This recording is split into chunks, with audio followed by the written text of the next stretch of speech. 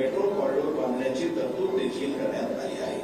हा उन्नत महामार्ग पुढे वाघोली, लोणीकर, सणसवाडी आणि शिकापूरमधून जाईल आणि चाकण औद्योगिक केंद्रामधून येणाऱ्या आणि जाणाऱ्या माल वाहतुकीचा प्रवेश आणि निर्गमन सुलभ करेल। या उन्नत महामार्गाच्या एका भागाचा शिक्रापूर आणि रांजणगाव दरम्यान संगम होईल आणि तेथून 6 मजली @ महामार्ग विकसित केला जाईल। रांजणगाव परिसरात सतत होणारी वाहतूक कोंडी कमी करण्यासाठी रांजणगाव शहरात आणि रांजणगाव MIDC जवळील महामार्गावर उड्डाणपूल आणि ग्रेड सेपरेटर बांधले जातील, जे लांब पल्ल्याची वाहतूक आणि स्थानिक वाहतूक यांना वेगळे करतील।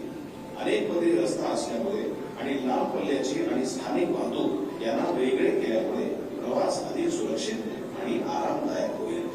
या महामार्ग प्रकल्पाची समाप्ती शिरूर बायपासच्या सुरुवातीच्या ठिकाणी